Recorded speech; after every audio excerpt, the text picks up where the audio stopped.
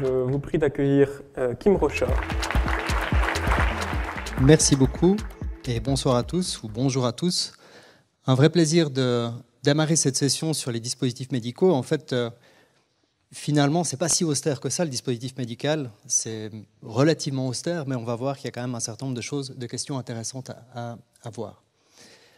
Mon but, dans les plus ou moins 20 prochaines minutes, va être de vous donner les clés, ou au moins d'essayer de vous amener les clés qui permettent d'identifier un dispositif médical. On le verra, le dispositif médical peut se cacher effectivement dans plein de petits recoins de logiciels qui sont développés de ci, de là.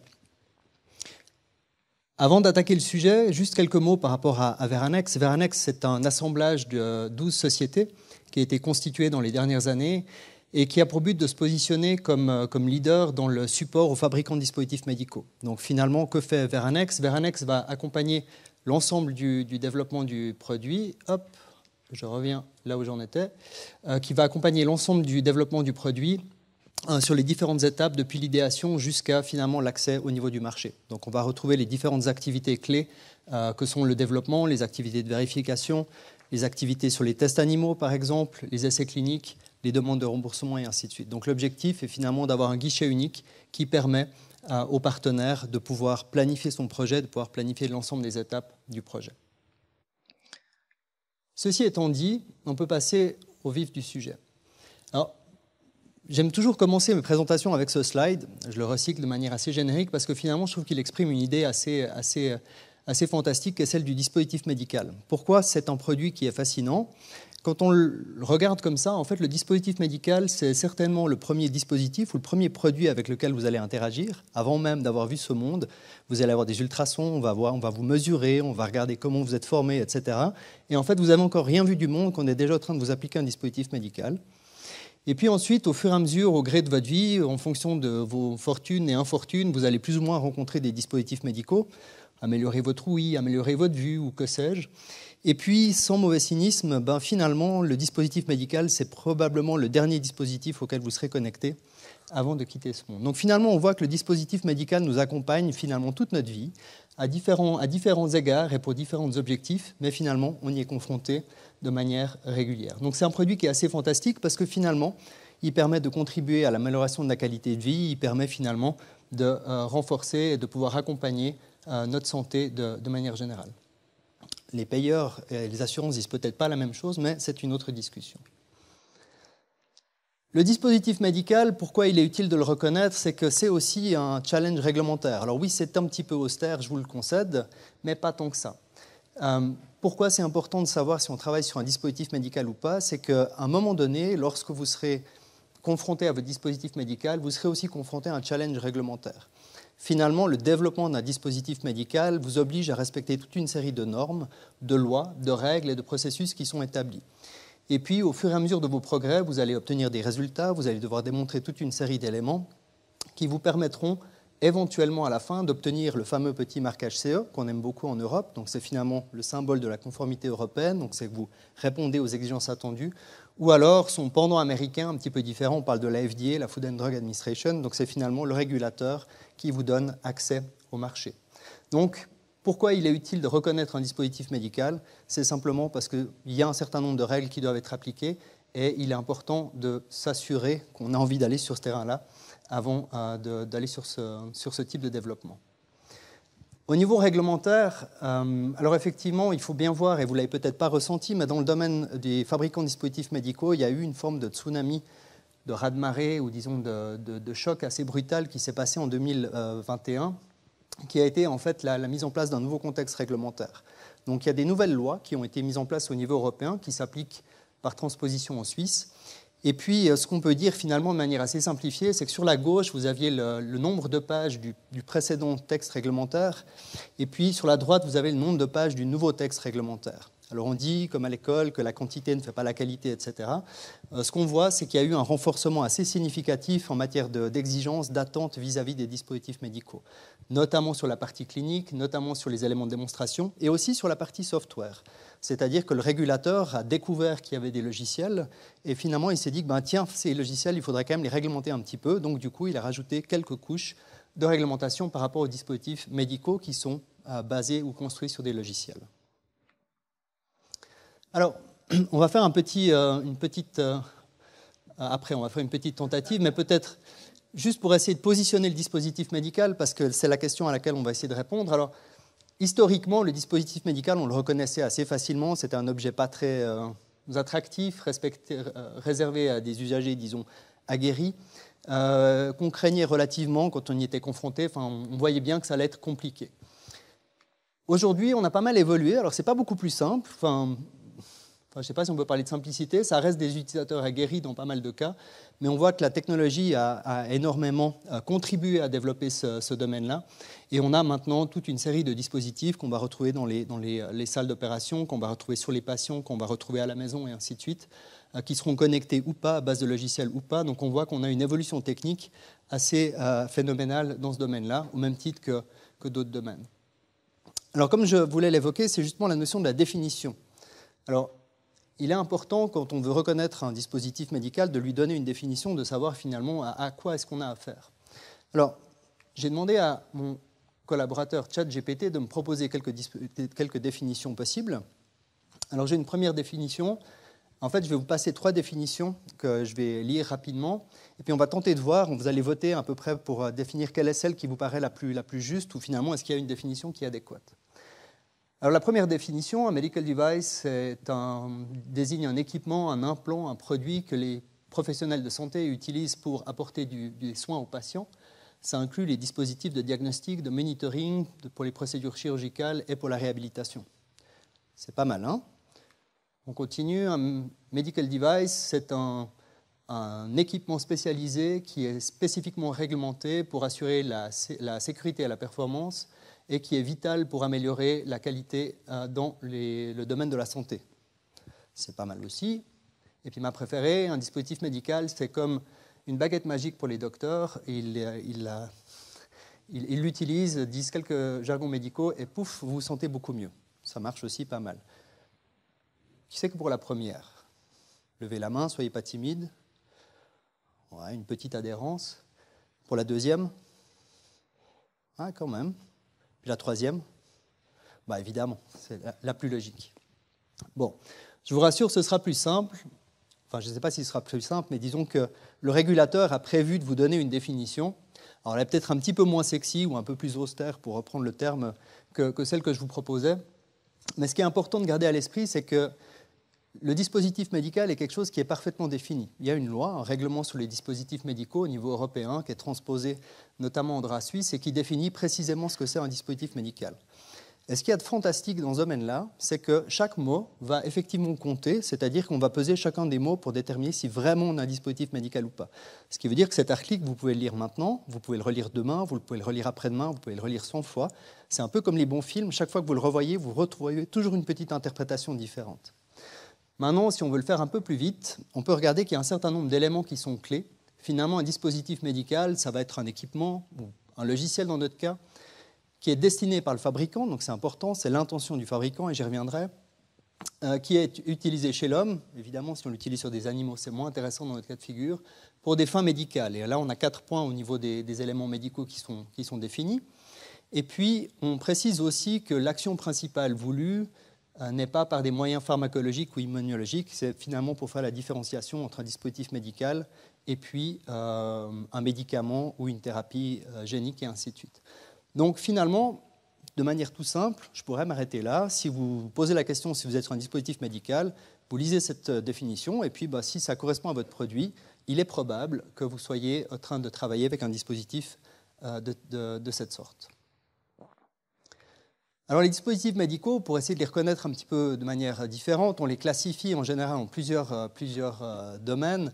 C'est un petit peu historique parce que c'est lié à la réglementation, comme quoi la réglementation influence pas mal. Il y avait à l'époque 3 réglementations, donc on a fait 3 groupes de dispositifs et on les a gardés depuis. Mais on a les dispositifs dits classiques qui sont justement les robots chirurgicaux, ça va être le thermomètre que vous allez utiliser, ça va être l'implant qu'on vous mettra pour améliorer votre vue ou des choses comme ça. Vous aurez ensuite les dispositifs implantables actifs. Donc, c'est des dispositifs particulièrement sympathiques. Par exemple, les pacemakers ou les implants cochléaires, c'est des choses qu'on va vous implanter, qui seront actifs avec de l'énergie, sur lesquels il y aura du logiciel, probablement de la communication pour interagir avec. Et puis la dernière classe, qui sont les IVD, Les dispositifs de diagnostic in vitro, alors vous avez été très familier avec un des dispositifs qui était le test Covid. Vous avez tous probablement passé quelques N fois le test Covid. C'était justement un dispositif diagnostic in vitro. Dans tout ça, il nous manque quelqu'un, c'est évidemment le logiciel. Alors le logiciel, c'est très intéressant parce que dans les précédentes réglementations, on avait oublié de mettre le logiciel, ou plutôt le logiciel n'existait pas de cette manière-là. Les précédentes réglementations dataient d'à peu près 1992, c'est là qu'on a commencé. Donc du coup, il y avait relativement peu encore à dire sur le logiciel, quand bien même c'était déjà relativement présent. Rapidement, le logiciel a fait sa place jusqu'à quelque part en 2015, où, pour vous raconter une petite histoire amusante, j'ai été confronté à l'autorité compétente hollandaise qui voulait absolument comprendre en fait, qui était le fabricant des applications sur le store. Et en fait, elle s'amusait à attaquer Apple en disant finalement, on aimerait savoir qui, Apple, vous êtes le fabricant de ces applications, etc. Puis Apple a simplement répondu à l'autorité, non, moi je suis juste le distributeur, le fabricant, il faut télécharger l'application, puis vous allez voir qui c'est le fabricant, il est enregistré. Donc c'était assez rigolo de voir que les autorités, quand elles ont commencé à attaquer la problématique des applications, à peu près dans les années 2015, 2014-2015, elles étaient relativement peu équipées et relativement peu capables de comprendre comment elles allaient appréhender ce sujet. Depuis, pas mal de chemin a été parcouru et elles ont rattrapé pas mal de leur retard. Alors, quelques exemples par rapport aux dispositifs médicaux, des choses qu'on peut reconnaître assez facilement. Le stéthoscope, vous l'avez tous vu, vous le voyez encore probablement de temps à autre.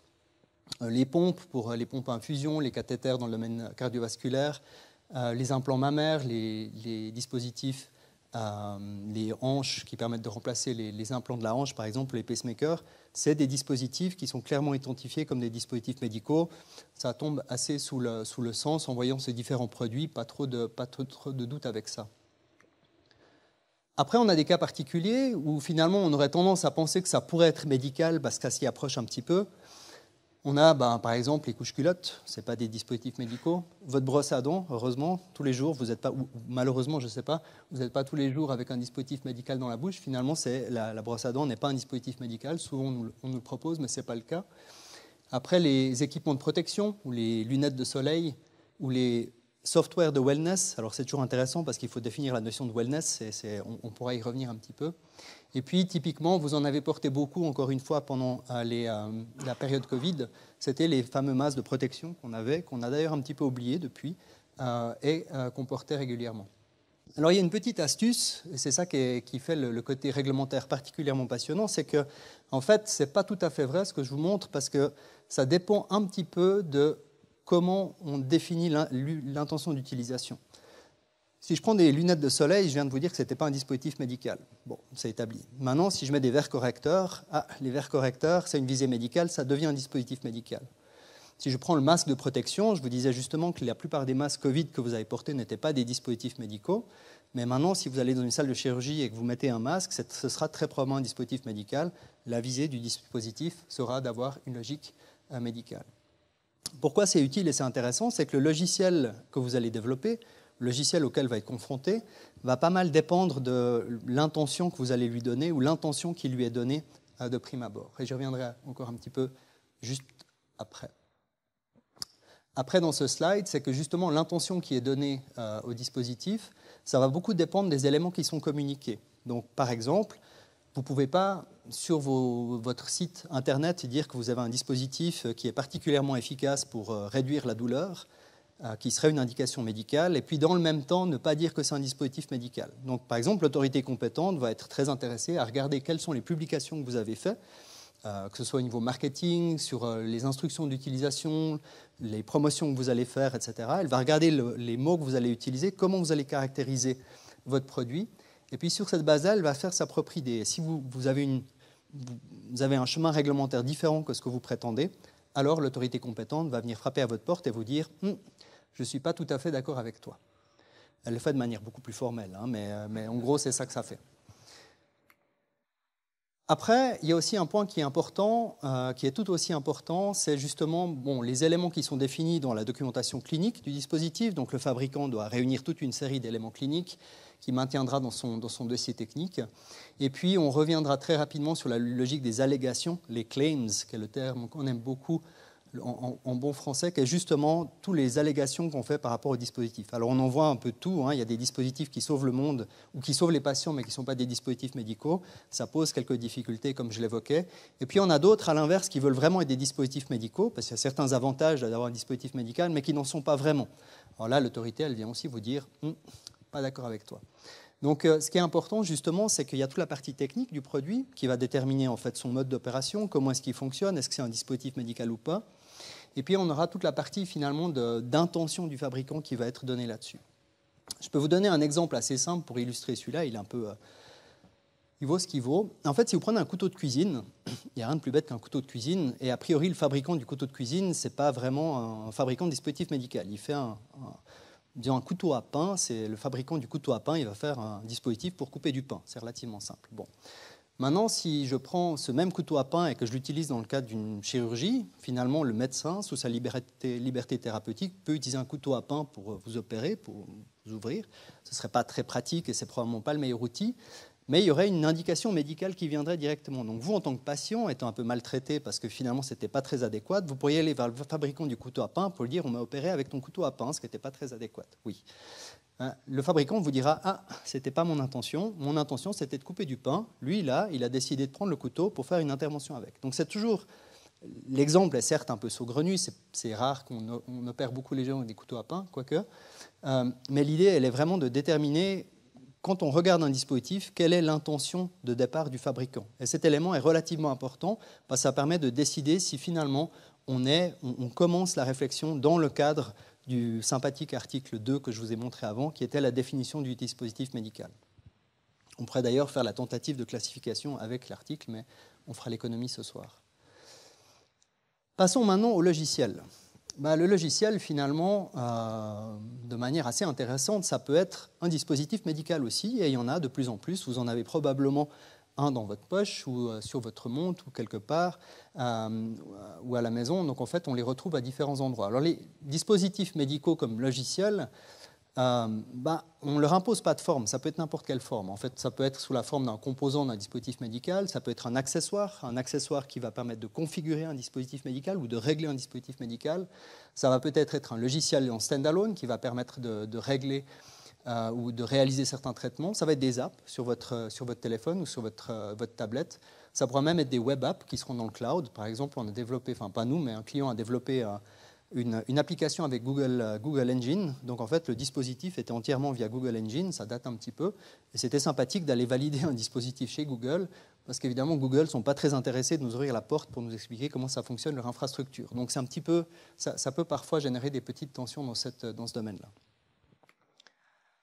Maintenant, pour vous faciliter la vie, ce n'est pas très intuitif comme ça, et essayez pas de déchiffrer le schéma, il est juste là pour illustrer ce que vous trouvez dans le document. Il y a un document fantastique qui s'appelle une MDCG 2019-11. Vous tapez ça dans Google, c'est gratuit et vous y avez accès. Et puis ce document-là va vous donner des critères de qualification pour décider si votre dispositif est un dispositif médical ou pas, dans la mesure où c'est un logiciel. Ça s'applique spécifiquement au logiciel. Et puis finalement, on va avoir deux grandes questions, deux grands domaines de questions. Donc c'est le petit arbre de décision que vous allez dérouler là. Bon, le premier est assez simple, c'est de se dire est-ce que votre logiciel est dans un dispositif médical ou est-ce qu'il influence un dispositif médical d'une manière ou d'une autre, est-ce qu'il est parti d'un dispositif médical. Dans ce cas-là, on considère que c'est un composant, que c'est un élément associé dans un système, et puis en général, il est réglementé comme un dispositif médical. Et puis après, on a un élément qui est plus rigolo, qui est justement, on va se pencher sur le mode d'opération. Donc il y a une première question, c'est est-ce que le logiciel fait une action différente sur les données du stockage, de l'archivage, de la compression sans perte ou de la communication d'une simple search. Donc finalement, si votre logiciel fait simplement une requête simple, un SQL simple dans une base de données sur des données de santé, c'est peut-être pas un dispositif médical. Après, Google, comme vous le savez, ce n'est pas un simple search, donc dès qu'on met de la complexité sur l'algorithme, ça devient difficile d'argumenter qu'on est à plus du simple search. Le deuxième point, ce sera est-ce que c'est pour le bénéfice individuel des patients ? Est-ce que finalement on est en train de traiter un patient spécifiquement ou est-ce qu'on est en train de traiter une cohorte? Et puis finalement, la question sera de savoir si cette action elle a justement un but associé à la définition. Donc, est-ce qu'on est en train de faire un diagnostic, de la prévention, du monitoring, traitement d'une pathologie ou d'un handicap, etc. Et puis si tous ces éléments-là ont un oui à la fin, eh bien, en principe, on est confronté à un dispositif médical. Alors le petit jeu à moi, c'est en fonction du besoin, c'est de déterminer comment est-ce qu'on répond oui ou non à ces questions. Ça peut paraître un peu trivial comme ça, mais ça permet d'occuper des soirées, des longues soirées d'hiver dans lesquelles on ne sait pas trop quoi faire. Si on veut résumer, il y a un point qui est bon à garder, c'est que si vous traitez des données de santé, vous n'avez pas forcément un dispositif médical. Il y a plein de dispositifs qui traitent des données de santé et qui ne sont pas des dispositifs médicaux. Par contre, il y a un critère qui doit vous alarmer ou qui doit en tout cas vous questionner, c'est lorsque vous avez un traitement de la donnée elle-même.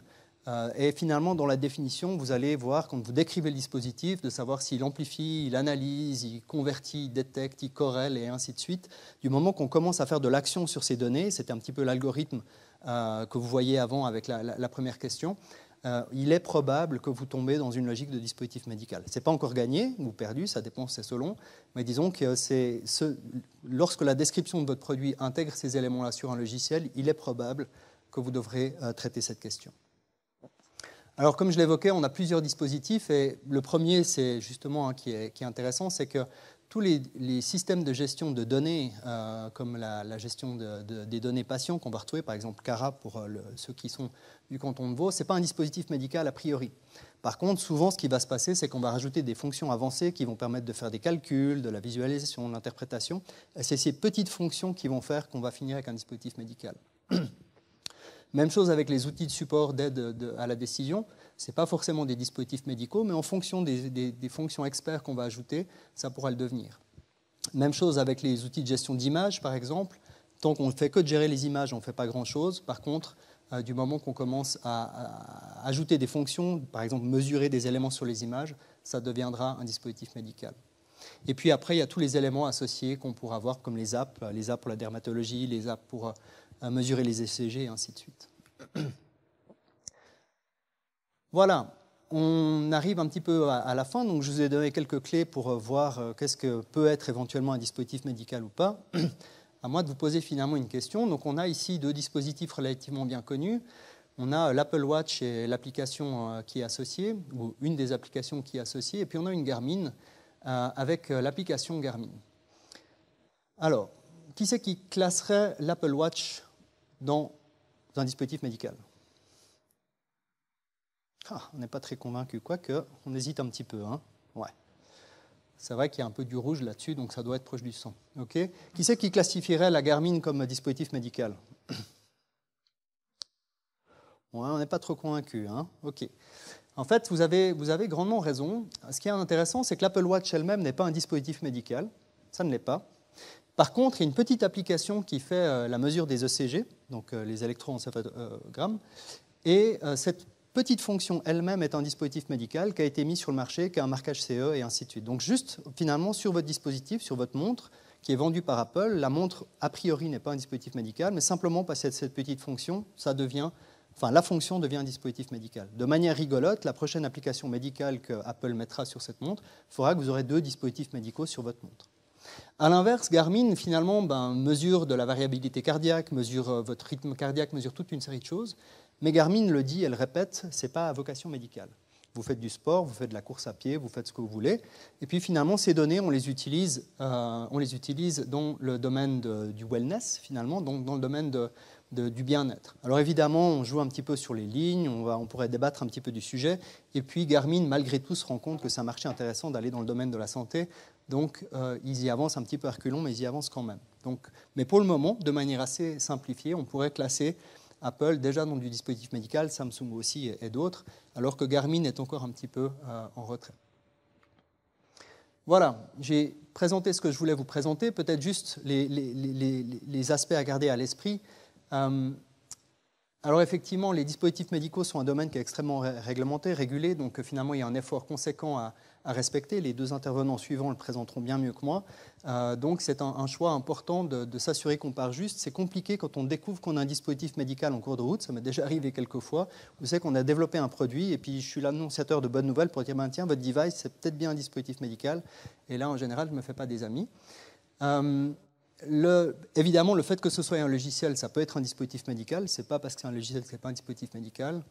Et puis, quand vous travaillez sur des données de santé, vous n'êtes pas forcément dans un device médical, la Garmin par exemple, Par contre, ça vaut toujours la peine d'aller regarder comment on processe les données pour vérifier si on n'est pas un dispositif médical. Et peut-être le dernier point avec ça, ce qui est toujours intéressant de savoir, ce n'est pas pourquoi vous êtes un dispositif médical, mais c'est plutôt pourquoi vous n'êtes pas un dispositif médical. C'est souvent à cette question qu'il faut essayer de répondre. Si on peut y répondre facilement, on est à l'aise. Si on ne peut pas y répondre trop facilement, ça vaut la peine de passer un petit peu de temps dessus. Voilà, je prends volontiers des questions, s'il y en a.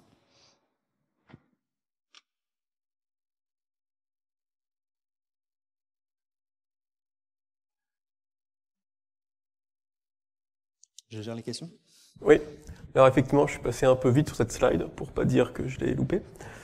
Vous pouvez poser des questions, soit directement à travers un micro qu'on fait passer, donc vous levez la main et vous pouvez directement poser vos questions, soit à travers ce QR code qui vous emmène vers une web app. Et dans ce cas, vous pouvez poser vos questions, on va dire, anonymement tout au cours de les intervenants. Donc, en attendant que vous trouviez des questions, je vais poser une question que j'ai en tête. Comment est-ce que nous, utilisateurs, on peut savoir si on a affaire à un dispositif médical ou non quand on a quelque chose, enfin, est-ce qu'il y a un sigle, est-ce qu'il y a un label ou quelque chose comme ça? Alors, il y a un sigle qui est effectivement posé, c'est le fameux petit CE que vous voyez. Alors, le problème du CE, c'est que vous le retrouvez en fait sur votre voiture, sur votre téléphone, dans les ascenseurs. Donc, finalement, le CE, c'est la conformité européenne. Ça vous dit simplement que le dispositif est conforme à la réglementation. Parfois, vous avez un CE avec un petit numéro à côté. Donc, ça vous donne un indicateur intéressant. C'est finalement le régulateur qui est associé. Donc, c'est l'identifiant du régulateur qui aurait participé au marquage. Maintenant, ça me fait penser à un petit exemple rigolo, c'est que c'est pas si simple à détecter. Ça vaut la peine d'aller lire le manuel et de regarder ce qui est dit, parce que dans le manuel, ce sera indiqué que c'est un dispositif médical. Et j'ai une fille, elle a 5 ans maintenant, mais elle a eu moins. Et un soir, un après-midi de fièvre, je me suis dit qu'il fallait que j'aille chercher un thermomètre qui soit pour mesurer sa température sans contact. Donc je suis allé à la pharmacie, j'ai demandé un thermomètre, j'ai pris le thermomètre, j'ai mesuré la température de ma fille. Et puis après, bon, travers professionnel, j'ai commencé à regarder des dispositifs qui me paraissaient un peu suspects comme ça. Et j'ai commencé à ouvrir le manuel pour réaliser qu'il n'y avait pas d'indication médicale. Donc en fait, le fabricant avait déterminé que c'était un dispositif pour mesurer la température, mais pas pour mesurer la fièvre. Donc je suis retourné à la pharmacie pour dire que je ne voulais pas ce dispositif médical, parce que ce dispositif, ce n'était pas un dispositif médical. La pharmacienne ne me croyant pas, on a pris ensemble le manuel pour aller voir qu'effectivement, l'intention et la réglementation n'étaient pas la bonne applicable. Elle s'est confondue en excuses, elle a récupéré le dispositif et il a disparu du rayon. Enfin voilà, c'est juste pour vous dire que lire le manuel, parfois, ça a du bon.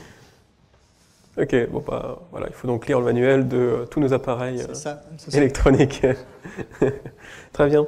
Est-ce que quelqu'un a une question dans la salle avant de passer aux questions Combien de temps prend une certification aujourd'hui si j'ai un super software et puis que j'ai envie de le faire certifier? Je peux m'attendre à combien de mois, voire d'années, voire de siècles? Alors la bonne réponse du consultant, c'est ça dépend. C'est rigolo la question parce que j'ai un projet là où c'est qu'on vient justement de me dire, bah tiens, on a un super logiciel avec un algorithme qui est très bien, qui est fonctionnel, mais on ne l'a pas vraiment développé selon les règles, et puis on ne sait pas trop combien on a besoin de données pour le valider, est-ce qu'on pourrait discuter? Bon. En général, quand on commence comme ça, on sait que ça va durer un certain temps. Maintenant, si on prend vraiment tous les process les uns après les autres, il y a certaines étapes qui vont prendre du temps. Il y a déjà la phase de développement, vous allez développer le produit, ça va prendre du temps. Partons du principe que le produit est développé. La question, ce sera principalement la question de la validation. Comment est-ce que j'arrive à obtenir des données cliniques, ou des données, mais en principe des données cliniques, qui me permettent de démontrer la sécurité et la performance? Comment est-ce que j'arrive à prouver que ce que mon dispositif fait, ce que je dis que mon dispositif fait, il le fait réellement. Et ça peut prendre du temps. Un essai clinique, ça peut prendre, quand on a vraiment de la chance, ça peut prendre quelques mois, mais en général, ça prend plutôt des années, ou plutôt 12, 18, 24 mois, quelque chose comme ça. Et puis après, une fois qu'on aura réussi à établir tous ces éléments-là, il faudra se confronter au régulateur. Donc le régulateur va être différent en Europe qu'aux États-Unis. Et puis le régulateur, ce n'est pas forcément celui qui est le plus rapide en la matière. Donc évidemment, il va venir faire des audits, il va venir faire toute une série de vérifications. Donc je pense qu'un dispositif médical qui est bien développé, qui part juste, je pense qu'il faut compter au minimum 2 ans. Et puis un dispositif médical relativement simple, finalement, dans le sens de dire pas invasif, etc. Un dispositif plus complexe, invasif, actif, va peut-être prendre 7, 8, 9, 10 ans pour arriver au bout. Enfin, ça dépend toujours d'où on part. Peut-être que vous pouvez reposer la question à ceux qui développent justement des produits par rapport à l'expérience pour voir combien de temps et où ils en sont depuis qu'ils ont commencé. Ça peut donner un petit peu un marqueur de ce que ça représente. Question subsidiaire, le coût? Désolé, Kim. Ouais. Une fourchette? Ça coûte entre 1 et 100 millions, en fait. Non, mais finalement, si on développe une valve cardiaque, on considère qu'une valve cardiaque, ce n'est pas forcément un logiciel, quoi, qu'on pourrait lui donner un peu des éléments actifs, ça va grosso modo coûter à peu près 100 millions, plus ou moins. Des fois c'est 40, des fois c'est 50, des fois c'est ça. Après, c'est vrai qu'une app qu'on va développer, en fonction de l'application qu'elle va nous donner, ce sera infiniment moins. Ce sera peut-être quelques centaines de milliers, voire quelques millions de francs suisses ou de dollars, peu importe la monnaie. Simplement parce qu'il y aura la phase de développement, il y aura les phases de test, il y aura les phases de certification. Un organisme notifié, pour le petit marquage CE, là, le petit examen que vous allez passer, il va vous coûter entre 100 et 250 000 francs. Et c'est des gens sympathiques qui viennent vous voir, qui vous donnent des conseils, enfin ils ne vous donnent pas de conseils, ils n'ont pas le droit, mais disons qu'ils critiquent votre produit et qui vous donnent leur opinion sur la conformité. Et ça, vous les payez relativement cher pour obtenir cet élément-là. Puis ça, c'est pour l'Europe. Après, si vous allez aux États-Unis, on recommence et ainsi de suite. Donc c'est effectivement relativement onéreux à développer comme produit. Merci. Oui, vous avez dit que, par exemple, pour l'Apple Watch ou bien pour Cara, on peut avoir quelque chose qui n'est pas un medical device, mais que seulement certaines choses le rendent. Est-ce qu'on pourrait imaginer certifier que la partie qui est reconnue comme medical device, et puis est-ce qu'on peut, du coup, est-ce qu'il faut le développer de manière séparée, en faire une fonction annexe? Voilà l'idée. Alors, c'est une très bonne question, effectivement. C'est que la réponse est oui. Et c'est même souhaitable dans la mesure où c'est réellement possible. C'est-à-dire que quand on va réfléchir à l'architecture, si on prend que la partie logicielle, finalement, on va regarder l'architecture et... Enfin, ce n'est pas toujours pertinent, mais dans la mesure où ce sera possible, on va essayer de récupérer les fonctions à vocation médicale, les regrouper ensemble, définir que c'est un module, peu importe le terme, et puis après avoir d'autres fonctions, par exemple, je sais pas, la gestion des utilisateurs ou d'autres fonctions annexes qui ne seraient pas dispositif médical. La raison pour laquelle on va chercher à faire ça, c'est pour essayer de réduire l'effort. C'est-à-dire que si j'ai un objet complet, finalement, je dois le valider a priori dans l'ensemble de la même manière. Si je peux travailler par module, je peux mettre un effort de validation plus important sur les modules critiques, les modules médicaux, que sur d'autres modules. Donc effectivement, la réflexion sur l'architecture est hyper importante parce que ça permet de prendre un chemin qui est plus ou moins optimal. Merci. On va peut-être finir par une question oui-non qu'on nous a posée dans le cloud, une question assez pointue. Est-ce qu'un outil de gestion qui affiche une procédure opératoire peut être considéré comme un dispositif médical? Ça dépend. Ça dépend. Y a pas de, parce qu'il y a, sur tous les mots qui ont été posés, là, la procédure opératoire, ça dépend. La procédure chirurgicale, ça dépend. Ça dépend dans quel contexte. Est-ce qu'on fait de la formation des utilisateurs? Finalement, si le but, c'est de former des utilisateurs, ce ne sera pas un dispositif médical. C'est pour faire une intervention sur un patient, c'est probable que ce sera un dispositif médical. Et puis après, la question, c'est quelle information j'affiche et comment est-ce que j'affiche? Est-ce que finalement, j'affiche un PDF d'un guide médical? Ce ne sera pas. Est-ce que finalement, j'affiche une information qui a été traitée, qui crée une nouvelle information? Dans ce cadre-là, ça pourra devenir un dispositif médical. Alors, dans le domaine du dispositif médical, la beauté, c'est qu'il n'y a pas de réponse oui-non, comme vous l'avez bien compris. En fait, quand quelqu'un vous dit oui-non, en général, ça vaut la peine de creuser un petit peu plus loin. Merci. Ok, très bien. Merci beaucoup.